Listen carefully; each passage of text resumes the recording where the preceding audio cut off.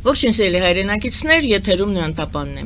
Եվ այժմ մենք զրուցելու ենք ազատամարտիկ նախկին քաղբանտարկյալ հանուն հանրապետություն կուսակցության ցուցակներով ընտրություններին մասնակցող պարոն Վարդան Մոխասյանի հետ ողջունում եմ, պարոն Մոխասյան։ Բարև ձեզ։ Շնորհակալություն, որ ընդունել եք հրավերը։ Ես եմ շնորհակալ։ Քաղաքականություն եք գալիս, թե եղել եք էլի քաղաքականություն։ Ես քաղաքականության մեջ արդեն 35 տարի եմ։ Ինչպես եք եղել։ Ինչ կարգավիճակում դաշնակցության մեջ եմ եղել, մինչև անգամ դաշնակցության Արարատ կենտրոնական կոմիտեի անդամ եմ դառել, բայց երբ որ եկան իշխանության 98-99 թվերին, ճոգեցի, որ իրանց խնդիրը համահայկական բան չի, նպատակները համահայկական խնդիրները չեն եւ բա ինչն է սերտաճել են բանդիտական ռեժիմի հետ, ուզում են փող աշխատել։ Փողը բոլորիս էլ պետք է, ինձ էլ է փողը պետք, բայց նայած թե փողը ոնց է աշխատում։ Ես չգնացի հետները հեռացա հետո բանդ ընկանք, բանդից հետո ինչն էր պատճառը բանդ ընկնել։ Բանդը այդ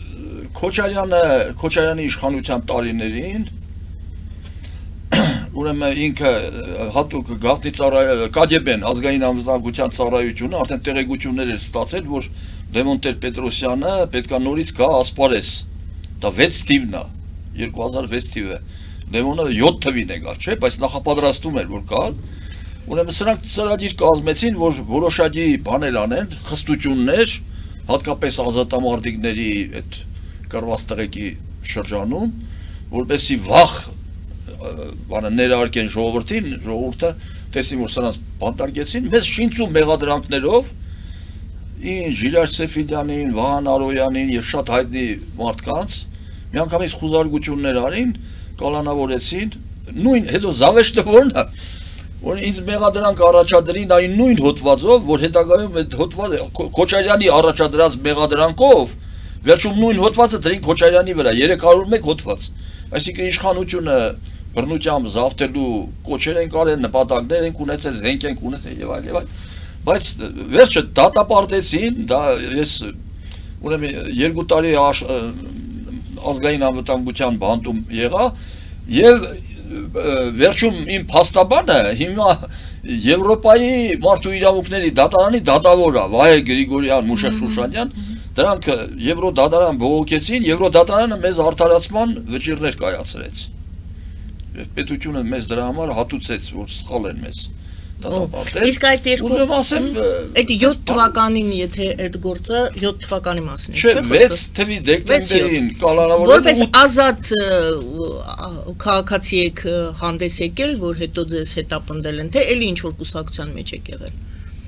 Աստիկ դաշնակցության մեջ եք եղել, հետո դուրս եկաք դաշնակցությունից։ Ժիրայր Սեֆիլյանի հետ միասին այդ իր կազմակերպության մեջ էինք։ Բայց հետո իրանցից էլ ես հեռացա, որտեղ բանդում, երբ մենք որ բանդում ենք, Լևոն Տեր-Պետրոսյանը այդ շարժումը ծավալեց, մենք տեսանք, որ մեր գերխնդիրն էր, որ Հայաստանը ազատագրել Քոչարյանա Սերժական այդ բանդիտական ռեժիմի ճիրաններից, այդ մղձավանջից հայ ժողովրդին ազատագրել։ Ու որոշում կայացրինք, Սեֆիլյանն էլ, ես էլ մյուս տեղ ազատամարտիկների մի զգալի մասը միացան Լևոն Տեր-Պետրոսյանին։ Կոնգրեսին, այսինքն։ Այո, կոնգրեսին միացանք։ Հայազգային կոնգրեսին եք միացել։ Կոնգրեսին միացանք, որ բևեռը ավելի ուժեղանա այդ կոնգրեսի եւ կարողանանք տապալել Քոչարյանա Սերժական ռեժիմին։ Բա հետո կոնգրեսից հետո ինչ եղավ։ Բա հիմա դուք ոնց որ թե հանուն հանրապետության կոնգրեսից էլ ես հեռացա մի նպատակով, որովհետեւ աշխարհաքաղաքական իմ ընկալումները չէր համընկնում իրանց ընկալումների հետ։ Իրանք մինչև հիմի կարծում են, որ Ռուսաստան դեպի Ռուսաստան ուղղվածությունը մեր միակ ճիշտ ուղղությունն է։ Այն ժամանակ էլ էին այդպես մտածում։ Առաջ էլ էին մտածում, բայց առաջ այդպես բացահայտ չէին բառանում, այն որ սրվեց այդ Արևմուտքի եւ Ռուսաստանի հակասությունները, պարզ դարձավ, որ իրանք ռուսական ուղեցրում են։ Իսկ ես իմ պատկերացումները միշտ եղել են եվրոպական ուղեցրում։ Անգամ երբ որ դաշնակցության անդամ եք եղել։ Այո, անգամ երբ որ դաշնակցության անդամ եմ եղել։ Ես այն ժամանակ ասենք գրքեր էին կարդում, օրինակ դաշնակցության հայտնի գործիչը ունեցեք Քաջազնունի, Հովհաննես Քաջազնունի, որ նաև վարչապետ է աշխատել։ մի կարճ ընթացք, ուրեմն ինքը մի գիրք ունի, որ կոչվում է բաց նամակ Z-ին, Թուրքիա թե Ռուսիա, այսինքն հայերը հայտնվել են մի աշխարհագրական այնպիսի փակուղում, որ ընդամենը երկու ճանապարհ ունեն, երրորդ ճանապարհը չկա, կամ Թուրքիա պիտի կողմնորոշվեն կամ Ռուսաստան։ Այսօր էլ է այդպես։ Այսօր բանից պարզվեց, որ մեզ հիմարացրել են, ոչ միայն քաջազդունին, դրանից առաջ էլ 200 տարի մեզ խաբել են, մեզ բոլորեցրել, հիմարացրել են։ Բանից պարզվում է, որ կա երրորդ եւ ավելի ճիշտ ճանապարհը դեպի Եվրոպա, որին նախահայրերը մենք ենք, մեր քաղաքակրթությունը Եվրոպայի Հայաստանից են տարել, եւ մենք մեր ուրեմն մեր մտածելակերպով, մեր ուրեմն պատկերացումներով, մեր հոգեկերտվածքով մենք եվրոպական արժեքներ կրողներ ենք։ Պատահական չէ մեզ ասում հենց եվրոպական ցեղատեսակ, մեր լեզվախմբին ասում են հենց եվրոպական, այսինքն մենք հիմա որպեսի ուրեմն մեր անվտանգությունը դարձնենք շատ հիմնավոր, պետք է գնանք մեր ակունքները եւ երբ որ Հայաստանին հաջողվի վերջնականապես Եվրոպայի հետ ասոցացման թուղթ ստորագրել, թեկուզ եւ անդամության տեխնացուի թուղթ ստորագրել, ուրեմն իմացեք, որ վերջնականապես մենք անվտանգ ենք, որտեվ Դե Վրաստանը ուներ տեխնացու։ Վրաստանը ուներ Անգամ սահմանադրության մեջ ուներ, բայց ասեմ, Վրաստանը իր գործողությունների մեջ Եվրոմիության հետ անկեղծ չի եղել։ Ինքը Եվրոպային մոլորեցրել է։ Իվանաշվիլին, որ ռուսները բերին ասպարես, ինքը քարոզչության հիմնական ուղղությունը ո՞րն էր Իվանաշվիլի։ Ասում են մենք գնում ենք ՆԱՏՕ, մենք գնում ենք Եվրոպա։ Եվ երկարամաս երիտասարդների բան արեց, շարեց առաջին շարքում ցույց տալով, որ եվրոպական դեկորացիա ունեն բան, ուրեմն եվրոպացիները հավատացին։ Բայց այնից սրանք ռուսական բաներ ունեն, ուրեմն տերեր ունեն, ընդեղից են ուղղորդում։ Եվրոպացիները ուշ դա կրտին կան։ Իսկ Հայաստանի հետ կապված իրանք հիմա համոզվել են, որ Հայաստանը իրենց գործողությունների քայլերի մեջ ազնիվ է եւ անկեղծ է։ Բացի այն, որ մենք 60,000 ստորագրություն հավաքեցինք, մեր ազգային ժողովը անցյալ տարի մարտ ամսին որոշում կայացրեց, չէ, որ մենք գնում ենք դեպի Եվրոպա։ Եվ բացի այդ էլ մեր պետության առաջնորդը Նիկոլ Փաշինյանը տղամարդություն, քաջություն ու համարձակություն ունեցավ վերջապես, որ բռնապետի, ռուսական բռնապետի հենց դեմ դիմաց նստելով,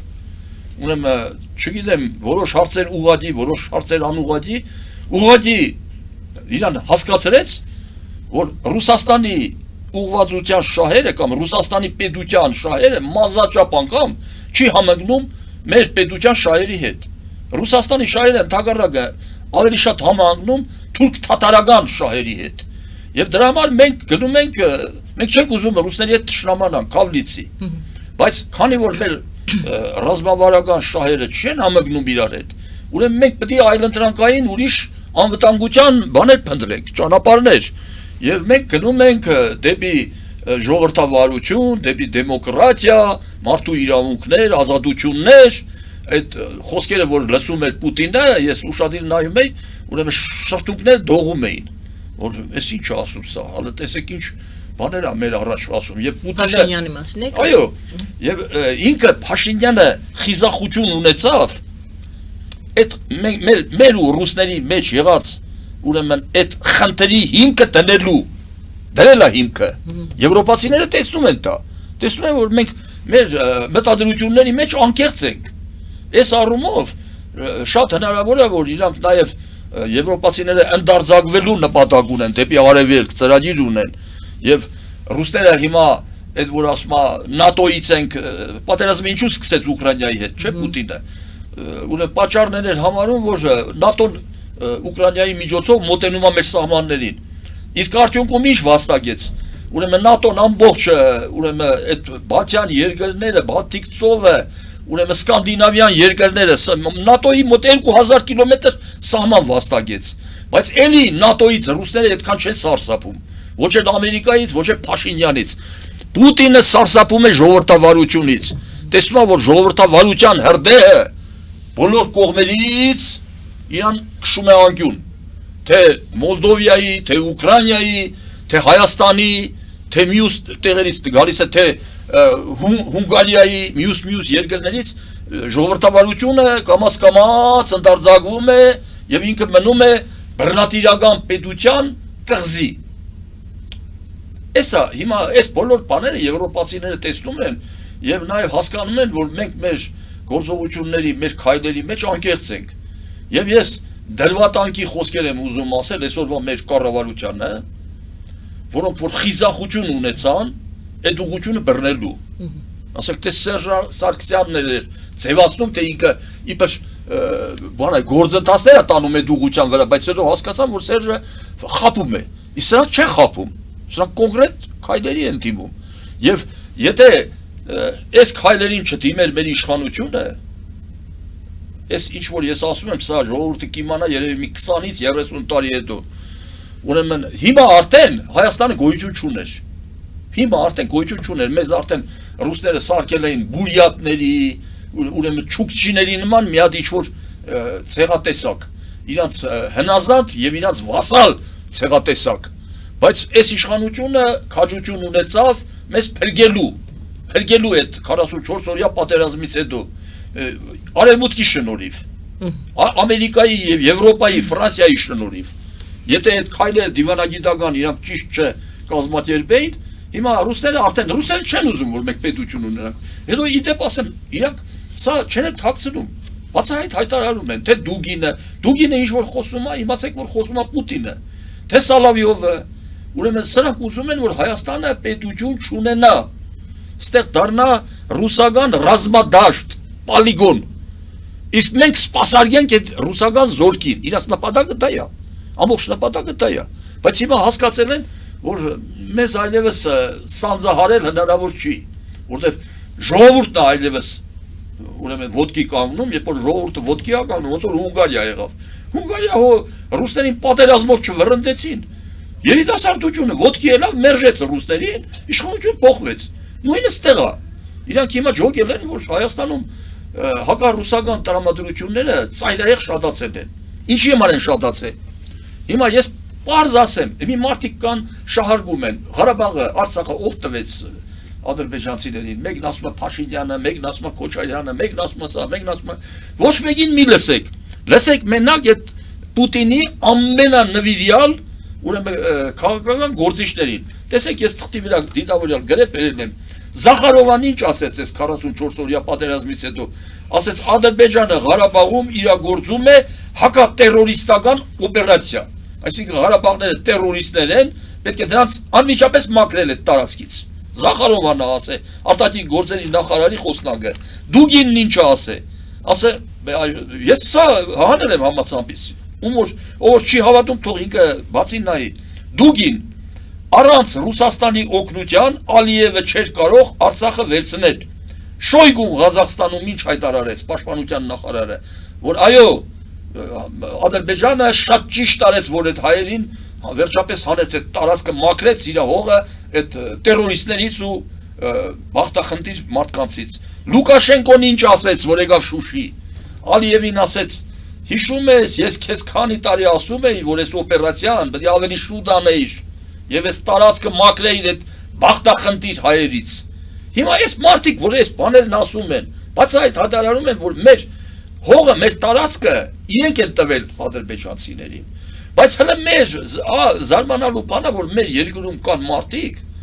որ այդ դավաճաններին, այդ ռուսա մեր թշնամիներին, մեզ դավաճանած ուրեմն պետությանը, որ իբր թե մեր ռազմավարական գործընկերն է, ուրեմն բան են անում, ծառայում են, լրտեսի նման ծառայում են։ Եվ հələ հույսը կապում են այն պետության հետ, որը որ 200 տարի մեզ անընդհատ խաբել ու մոլորեցրել է, որ դուք փոսի մեջ եք, ուր պիտի փախնեք, բայց պարզվում է, որ հայերը ոչ թե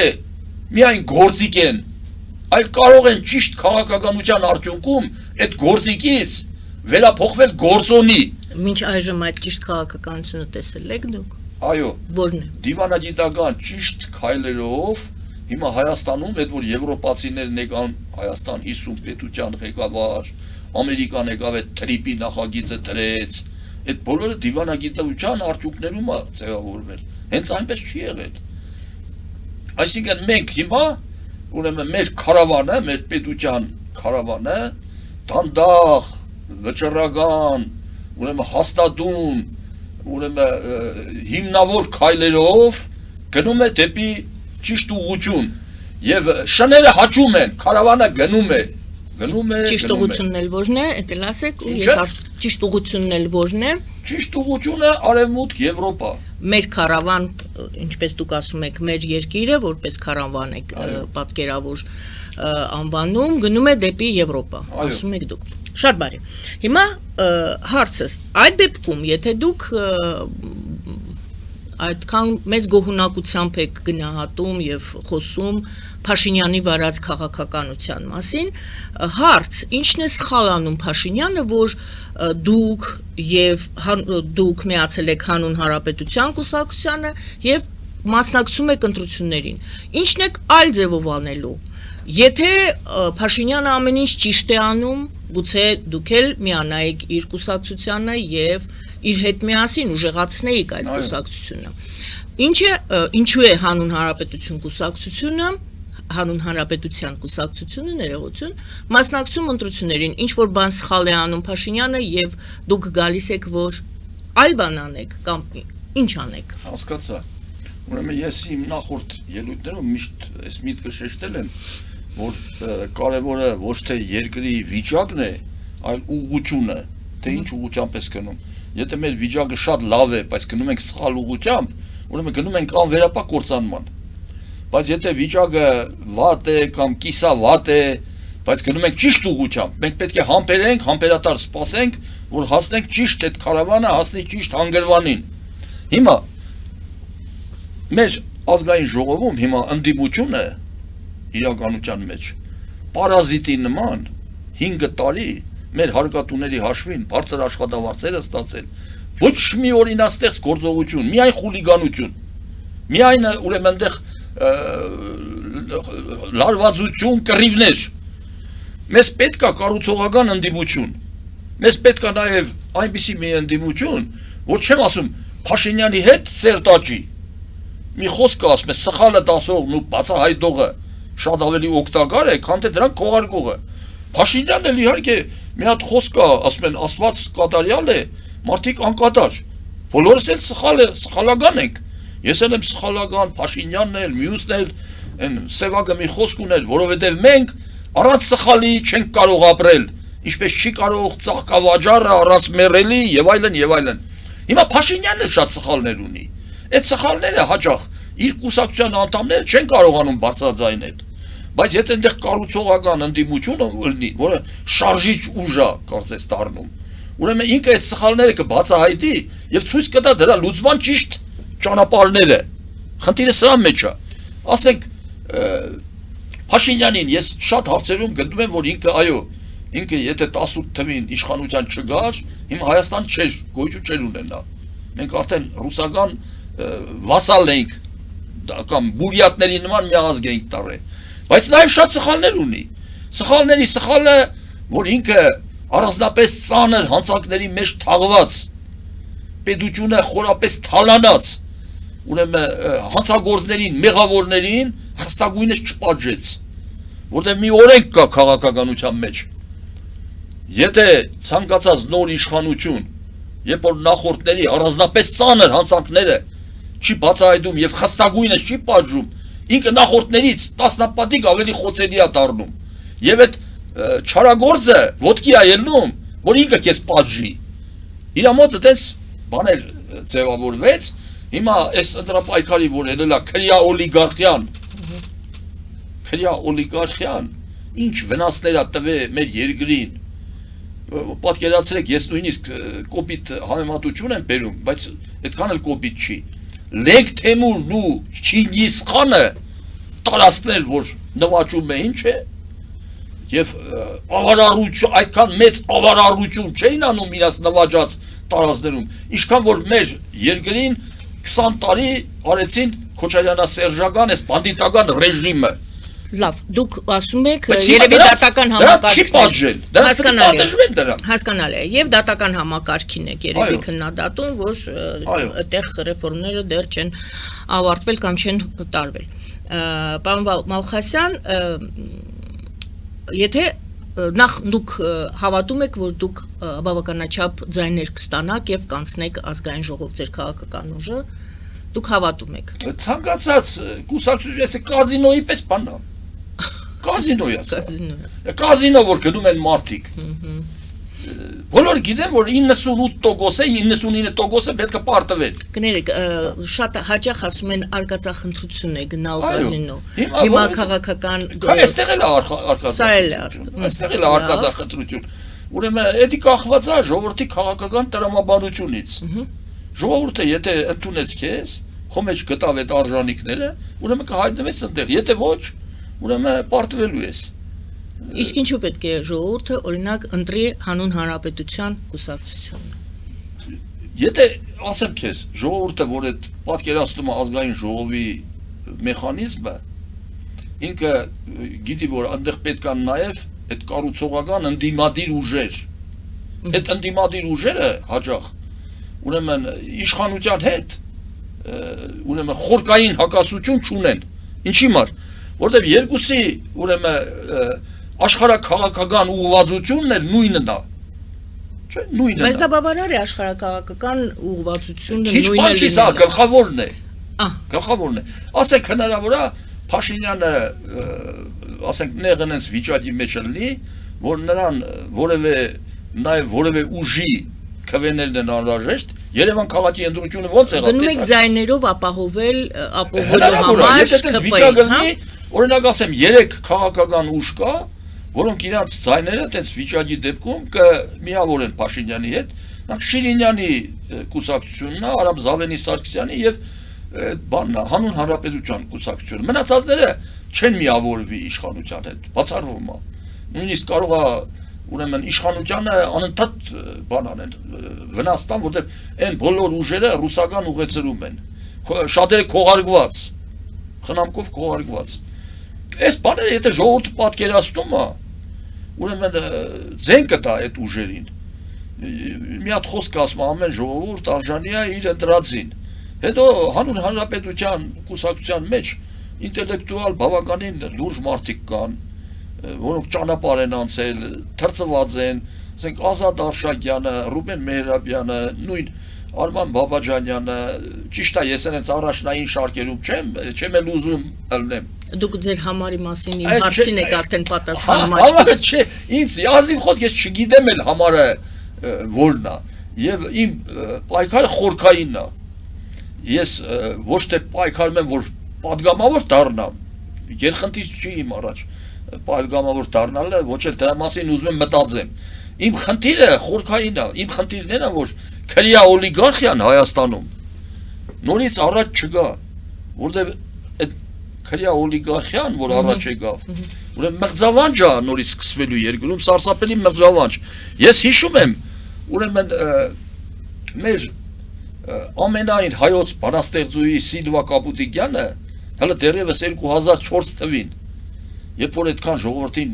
ուրեմն Քոչարյանի իշխանության ժամանակ ուրեմն գանահարեցին, ծեծեցին, այս Բաղրամյան փողոցի վրա ինչեր տեղի ունեցավ, Սիլվան մի բանաստեղծություն գրեց, որ կոչվում է ապստամբություն, ուրեմն 2004 թվին է գրել, այդ բանաստեղծությունը այսպիսին է, հզոր ճախրից հետո այս անկումը տեսա եւ ապրեցի օրերն այս դիվային, մեկ է ուրել հանգչեմ, որ մի գերեզմանում ես ձեր դատաստանին լինելու եմ ներկա։ Ուրեմն ինչ ատելությամբ էր լցված Սիլվան այդ հանճարեղ մարդը, այս Քոչարյանի իշխանության նկատմամբ մեդալները տարավ շպրտեց, չէ։ Ուրեմն դրա համար հիմի ժողովրդին ասում եմ, այդ դատաստանի օրը, սրանց դատաստանի օրը, Նիկոլը չկարողացավ սրանց դատաստանը ճիշտ բանը աներ։ Հիմա դատաստանը պետք է ժողովուրդն անի, ստիպված էլի ժողովրդի բանի վզինա մնացել է դատաստանը։ Դատաստանը հունիսի 7-ին է։ Դե հունիսի 7-ին ժողովուրդը այս քրեա օլիգարխիկ կոչված բանդիտներին պետք է կտրականապես մերժի, որ մեծ տաղանդավոր բանաստեղծի իղձը, նպատակը, փափագը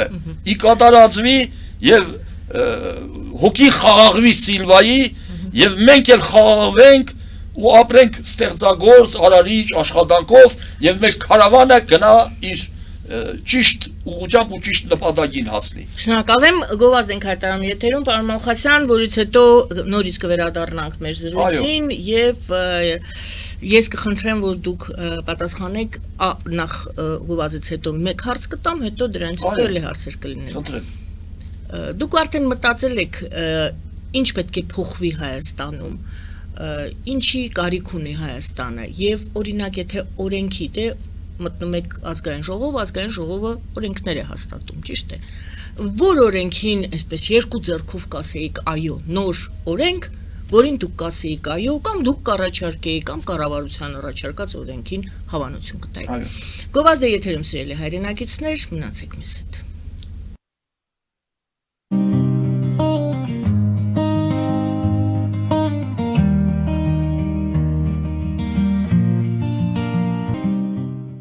Ֆելիչե ժամանակակից ատամնաբուժական կլինիկա։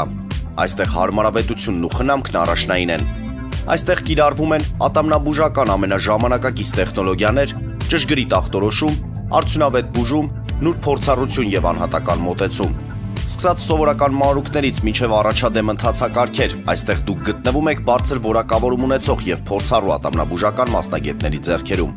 Մեր բարեկամական եւ հյուրընկալ անձնակազմն այստեղ է յուրաքանչյուր այցը հաճելի դարձնելու համար։ Ֆելիչե, ձեր առողջ եւ ամենաերջանիկ շպիտը սկսվում է այստեղից։ Եկեք եւ բացահայտեք նորարարության փորձագիտության եւ կարեկցանքի կատարյալ համադրությունը։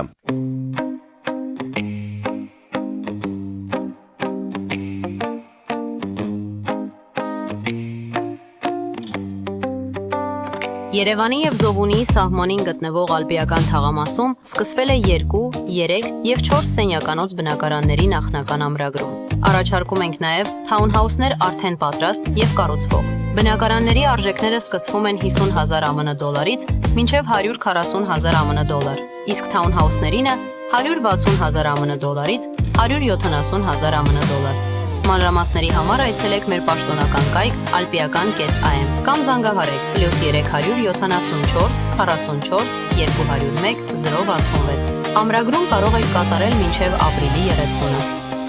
Ալպիական թաղամաս, ձեր նոր տունը հայրենիքում։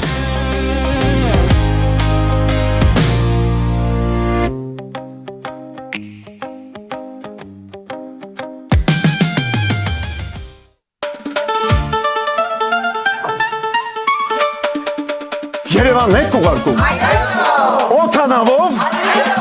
Երևանն են ուղարկում։ Ստեղ ուղարկում են, Երևանում ստանում են $1.99 Սենսացիա։ Այ սենսացիան է սա։ Ծրիա։ Իսկ ավտոմեքենաները կարող եք ուղարկել անհավատալի ցածր արժեքներով։ Նավով վճարում եք մեկ արկղի համար, երկու արկղել անվճար։ Ասեք, Աշոտ դա ուղարկել։ Jackpot հագուստի խանութը երկրորդ մասնաճյուղն է բացել Գլենդելի սրտում, որտեղ կարող եք ձեռք բերել եվրոպական եւ ամերիկյան ընտիր հագուստեղեն, կոշկեղեն, աքսեսուարներ, պայուսակներ ամենահարմար արժեքներով։ Նաեւ կարող եք ցանկացած ապրանք պատվիրել եւ ձեռք բերել կարճ ժամանակում։ Jackpot-ի Գլենդելի հասցեն է 1135 North Pacific Avenue, հեռախոս 818 813 2252։ Jackpot հագուստի լավագույն կենտրոնը Գլենդելում։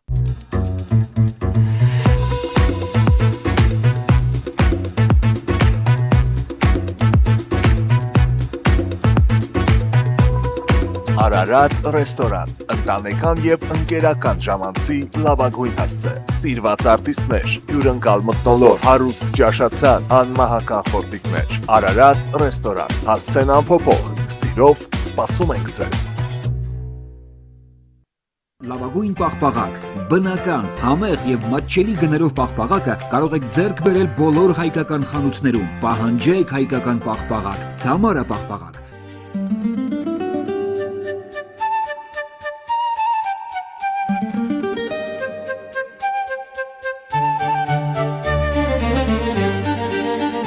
Նոյան տապան տպարան, Նոյան տապան հրատարակչություն։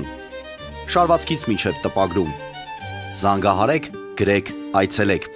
Միասին պատրաստենք ձեր գիրքը, ամսագիրը կամ թերթը, որտեղ նշվելու է, տպագրված է Նոյան տապանում։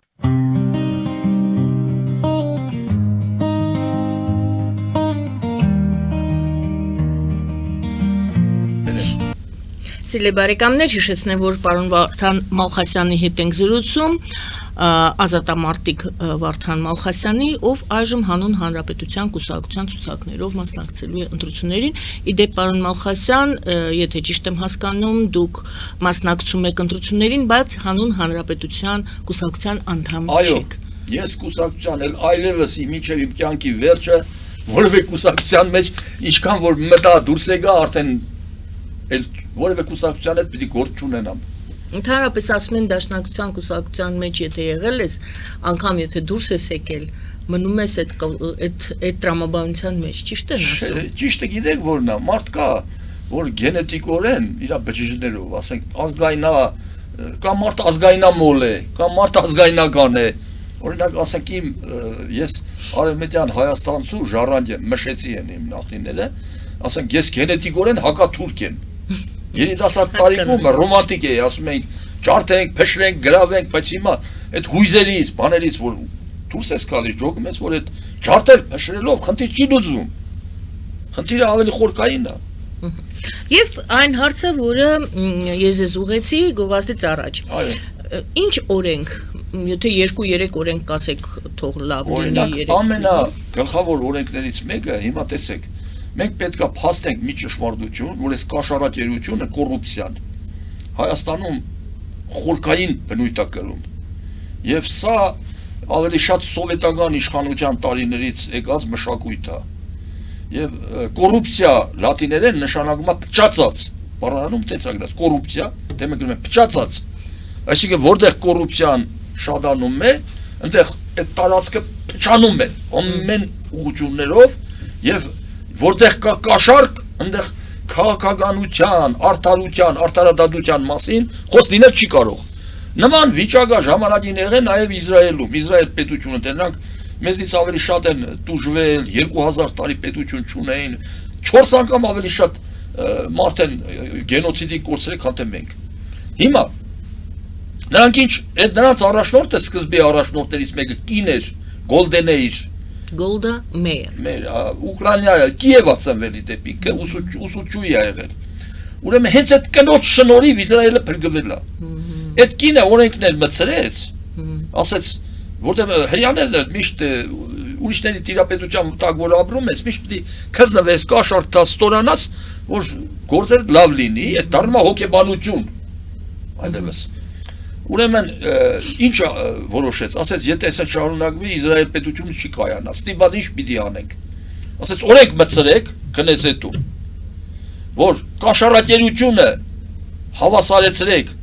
հայրենիքի դավաճանությանը, իսկ կաշառակերներին դավաճանների 7 պորտ, այսինքն եթե մեկին բռնեցիր կաշառակերության մեջ, իր թորը պետք է գրանցվի որպես դավաճան։ Կարող է ինքը շատ ազնիվ մարդ է, այսինքն շատ դաժան օրենք մցրին եւ կաշառակերությունը վերացավ։ Որտեւ գիտեին, որ եթե գնաց այդ քայլին, ուրեմն իր ազգ ու տագը պետք է վերանա։ Այլևս չի կարա այս հասարակության մեջ ապրի։ Եվ այնտեղ բավականին կաշառակերության դեմն առան, եւ այնտեղ հազվագյուտ բան է հիմա կաշառակերությունը։ Մեր մոտ որ սես մի քիչ բան են, մեղմ են մոտենում։ Ուրեմն երգիրը տեսեք այս հդրակաշառքների ինչքան գործեր բացահայտեցին։ Դուք կարծում եք այդ որ բացահայտին էլ հդրակաշառք չեն տալիս, աչուծախ տալիս են։ Այսինքն պետք է խստացնենք օրենքները կաշառակերության։ Խստագույնս պետք է պատժել կաշառակերներին։ Եվ պետք է պետության գերակա ուղղությունը նաև կենտրոնանան կրթության եւ գիտության վրա։ Էլի օտար երկրից օրինակ բերեմ, Գերմանիան ուրեմն երկրորդ համաշխարհային պատերազմից հետո համարյա չկար, կողոպտված էր Գերմանիան, գոյություն չուներ։ Կներեք արտահայտությանս, նույնիսկ Ստալինը զինվորներին հրաման տվեց, վերջում օղի խմեցին զինվորները, ամբողջ գերմանացի կանանց բռնաբարեցին։ Գերմանիան ոչնչացել էր, թե բարոյապես, թե ֆիզիկապես, բայց Գերմանիան Փյունիկի նման մի 20 տարի հետո այնպես առնեց դարավ աշխարհի ամենահզոր պետություններից մեկը իր շնորհիվ ճիշտ կրթության, որտեղ այն ժամանակվա խելացի գերմանացիները որոշեցին, որ պետության առաջի ամենագլխավոր ճյուղը ուրեմն պետք է լինի կրթությունն ու գիտությունը եւ ամենաբարձր աշխատավարձը պիտի ստանան ուսուցիչները եւ ուրեմն եւ Գերմանիան, որտեղ ուսուցիչն է մասնագետ արտադրում, դադախազ, բժիշկ, մյուս դադախազը չի կարող ուսուցիչ արտադրել, բայց Հայաստանում ինչ օրենքներ կան։ Դադախազը 15 անգամ ավելի շատ փոշատ է ստանում, քան ուսուցիչը։ 15 անգամ։ Ֆան գոնե տարբերությունը 2-3 անգամ լինի։ Մեկը հարց տա։ Եթե այս դադախազը այդքան կարևոր չի եղել պետության համար, ինչի է այդպես բարձր փոշակ ստանում, պետք է այդ անհավասար վիճակները բան արվի։ Ուսուցիչը պետք է մեր երկրում ստանա ամենաբարձր աշխատավարձը, ազգային ժողովի պատգամավորից էլ բարձր, դադախազից էլ բարձր, ոստիկանից էլ բարձր, բայց այսօր այդ անհավասարությունը դեռ գոյություն ունի, մենք որ գանք, ես պետք է այդ խնդիրը միշտ բարձրացնեմ, եթե գանք, իհարկե, կբարձրացնենք, եւ եթե ես էլ չբարձրացնեմ, ինչ որ մարդիկ կհասկանան, որ այդ գերակա ուղղությունը, եթե չբռնիր, գիտության ուղղությունը, տեխնոլոգիաների ուղղությունը, եթե ճիշտ առաջ տարար, մենք առաջատար չենք ունենա։ Պարոն Մալխասյան, ձեր ելույթներից մեկում դուք այսպեսի միտք կամ այսպեսի հայտարարություն արեցիք, ասացիք, այս ընտրությունները վերջին 35 տարվա ընթացքում ամենաբախտորոշն են։ Այո։ Բախտորոշն են, ինչով։ Բախտորոշն է, որտեվ ասեմ քեզ, հիմա բաց տեքստով ռուսները հայտարարում են, որ հայերը պետություն չպետք է ունենան։ Դուգինը հայտարարեց, լսել եք թե չէ։ Սալավյովը հայտարարեց։ Դուգինն էլ ասել է հայերը պետություն չպետք է ունենան, պետք է լինեն մեր միած ծայրագավառ։ Եթե հանգարց հայերը շատ սկսեցին համառել ու հակադրվել մեր հետ, կարող անդեղ էլ հատուկ գործողություն նախաձեռնենք։ Այսինքն, հիմա ռուսները ուզում են, որ մենք պետություն չունենանք։ Այսինքն, այս ընտրությունը մեր գոյության եւ չգոյության խնդիրն է լուծում։ Ստեղ կուսակցության կամ ինչ-որ անձի, դեպուտատի խնդիր չի, դեպուտատ, ախմախ գործ։ Ստեղ կարևորը մեր պետության գոյության խնդիրն է լուծվում։ Մեր լինելիության խնդիրն է լուծվում, մեր ազատության, մեր անկախության, մեր ուրեմն պետականության խնդիրն է լուծվում։ Իսկ եթե մենք պետություն չունենանք, պատկերացնում եք ինչ է լինելու մեր վիճակը։ Ինչքան ազգեր, որ իդեպ ասեմ, ցեղասպանվում են այն ազգերը, որոնք որ պետություն չունեն։ Հрьяաներն էլ ցեղասպանվեցին, որտեղ պետություն չունեն։ Մենք էլ ցեղասպանվեցինք Արևմտյան Հայաստանում, որտեղ պետություն չունենք։ Պետություն ունեցող ազգերը, ինչքան էլ փոքր լինեն կամ թույլ լինեն, չեն ցեղասպանվում։ Պետությունը, ուրեմն պետությունը լայն հասկացություն է։ Պետություն ունենալ եւ հայրենիք կերտելու համար մարդը պետք է իրան նախ տերը զգա։ Այն կարկախոսը, որ հնչեցնում են, մենք ենք տերը մեր երկրի, դրանից հրաշալի կարկախոս չկա։ Դու, երբ որ քեզ դու տեր ես զգում երկրին, դու պետք է հստակ պատկերացնես, որ այդ տերը զգալու գաղափարը տարբերվում է ավտոմեքենայից, տան սեփականատեր լինելու գաղափարից։ Տեր լինել նշանակում է հստակ գիտակցել, որ ես ասոցացվում եմ այս պետության հետ բոլոր առումներով եւ այս պետության մեջ ես ունեմ իրավունքներ եւ նաեւ պարտականություններ։ Իրավունքներն են, որ պետությունը այդ իրավունքներով ինձ պաշտպանում է, ինձ օգնում է, պարտականությունների ժամանակ պետք է պարտականություններս կատարեմ, որ պետությունը հզորանա եւ հայերը մի հիվանդություն ունեն, շատ վատ հիվանդություն է, կործանարար։ Հայերը հատվածապաշտ են։ Հատվածապաշտ, մոլի հատվածապաշտ։ Ասենք, ասում եմ, մեր գյուղացին, մեր թաղեցին, եթե իր գյուղացի մեկը պատգամավորի թեկնածու է, բայց սնիգա է, 10 անգամ դադված, կողքի գյուղի մարդը ավելի արժանինքներ ունի, ինքը կողքի գյուղի մարդուն ձայն չի տա։ Կտա իր գյուղի սնիկային, ասում եմ, մեր թաղեցին, մեր գյուղացին, ասում են, աշտարակցի, Ղարաբաղցի, Գյումրեցի, այս հիվանդությունը կոչվում է հատվածապաշտություն կամ տեղային հայրենասիրություն, պետք է դրանից ազատվենք։ Նժդեհն ասում էր, այս Հայաստանը կուժեղանա միայն այն ժամանակ, որ Գորիսեցու համար Հայաստանի ամեն մի թիզ հող համարվի Գորիս, ուրեմն Երևանցու համար Հայաստանի ամենա մի թիզ հող համարվի Երևան։ Մենք պետք է լինենք մի ազգ, մի պետություն, մի հայրենիք։ Մենակ այդ դեպքում մենք կհզորանանք։ Այսա։ Իմ հյուրերից մեկը շատ հետաքրքիր առաջարկ արեց, ասեց այդ Գյումրեցի, չգիտեմ, Վանաձորցի փոխարեն ասենք Գյումրիից, ոչ թե ցի, այլ ից, Գյումրիից եմ, Վանաձորից եմ։ Խմբերի նույնը կուսակցությունը, մեկ կուսակցությունը խմբային, տես իրար չեն միանում։ Սա ինձ ջղայնացնում է։ Ասենք հիմա, նայ, ասենք այս 3 կուսակցությունները, որ բան ունեն, այս մերն հետը, ասենք ունեն արևմտյան կողմնորոշում, չէ՞։ Ասենք Շիրինյանը, Արամ Սարգսյանն ու Բաբաջանյանը։ Եթե ճիշտ ռազմավարություն սրանք ունենային, պետք է միանային իրար, որտեղ այս 3 կուսակցությունները կարող է ամեն մեկը 2% հավաքի, ոչ մեկի չհասնի։ Իսկ որ միանային իրար 6-7% կլնեին, ահագին, բայց քանի որ խմբային շահեր կան, ասում եմ, մեր կուսակցությունը, մեր թաղեցին, մեր ընտանիքը, այսինքն եսը բոլորի մոտ հաղթում եմ մենքին, մենք պետք է, երբ որ մեր մոտ մենքը կհաղթի եսին, այդ եսամոլությունից մենք դուրս կգանք, նոր այս երկիրը երկիր կդառնա։ Պարոն Մալխասյան, ոնց որ թե վաղվանից սկսվում է, պաշտոնապես է սկսվում քարոզ արշավը, չնայած կարծես թե վաղուց արդեն բոլորը այդ գործի մեջ են, հանդիպումներ, երկուսակցություններ։ Այո, լավ է հիշեցրիք, ես այդ ուզում էի ասեի, ուրեմն վաղը քարոզ արշավի առաջին օրն է, եւ պետք է ուրեմն առաջին քարոզ արշավը հանուն հանրապետության կուսակցությունը անցկացնում է Արագածոտնի մարզում։ Ժամը 1:30 ուրեմն Աշտարակի Օհանավան գյուղում հանդիպում կա ժողովրդի հետ, ժամը 3-ին, այսինքն 15-ին հանդիպում է Կարպի գյուղում, ուրեմն իսկ ժամը 4:30-ին Աշտարակի հրապարակում նորից հանդիպում ժողովրդի հետ, մեր հետևորդներին ես կոչ եմ անում, որ այդ ժամերին գան մեր հետ հանդիպման եւ անհասկանալի հարցերին մենք պատասխանենք, հաղորդակցվենք, որ ոչ թե այս ընդրությանը հարկավոր է գնալ 7 անգամ չափելով, այլ 17-27 անգամ չափելով, նոր կտրելով։ Բոլորի հետ էլ հանդիպեք, հարցեր տվեք, խրտին հարցեր տվեք։ Իմացեք ես սրանց ուրեմն բաները, նպատակները, ուղղությունները, ուր են գնում, որտեղ էս պախտորոշ հարց է։ Մեր ղեկավար ենք ընտրում պետության։ Այդ նշներն ասում էր, ուրեմն անեցք է, երբ որ ժողովրդի ղեկավարը անկատար է, երբ որ ուրեմն վատն է առաջնորդը, վատթարագույնն են դառնում այն բոլորը, ովքեր դժբախտություն են ունեցել նրա առաջնորդությանը հանձնվելու։ Հիմա դրա համար այդ առաջնորդ ընտրելուց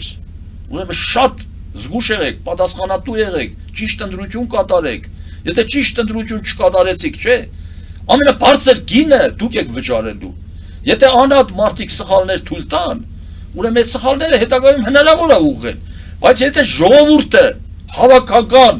սխալ թույլ տվեց, հավաքական սխալ, ուրեմն այդ սխալը հաճախ աններելի է դառնում, ուրեմն ձևավորում է մի իշխանություն, որը կարող է կայ ժողովրդին վերացնի, ուղղակի վերացնի, կամ գնդակահարի, ոնց որ Քոչարյանն արեց, գնդակահարեց, չէ, հրապարակում ժողովրդին, Ղարաբաղից բերեց այդ սպեցնազին, ժողովրդին գնդակահարեց։ Մարտի 10-ի մասին եք խոսում։ Այո։ Հիմա ներողություն, մարտի 1-ի մասին։ Դրա համար այս ընտրությունը շատ բախտորոշ է եւ մեր կյանքը անցնում է վարքյանի պես։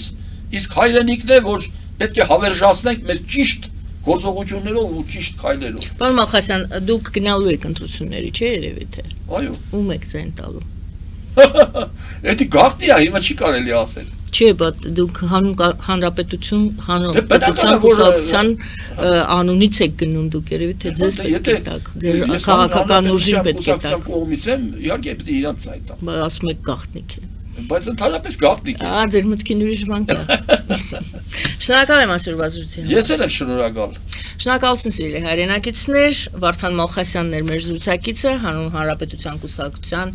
ընտրական ցուցակներով պարոն Մալխասյանը մասնակցելու է ընտրություններին եւ կոչ է անում տալ, գնալ եւ քվեարկել ոչ միայն, տեսեք, ձեր անկեղծությունը գնահատում եմ ես, որ դուք հենց չեք ասում գնացեք մեր հանուն Հանրապետության կուսակցությանը տվեք, ասեցիք գնացեք ձեր խղճով, խղճի մտոք, Ուրեմն երբեք մի Ընտրությունը գործեք դուք ձեր դեմ։ Այո։ Եթե ինքը սխալ է անում, չէ, ինքը գործում է իր դեմ, չի Այո, հասկանում։ բայց դուք ամենայն դեպս հանուն հանրապետության Այո։ կուսակցության կողքն եք կանգնել, Այո։ նշանակում է վստահում եք այդ կուսակցությանը Այո։ եւ համարում եք, որ այդ կուսակցությունը ճիշտ ուղղությամբ է գնալու եւ տանելու,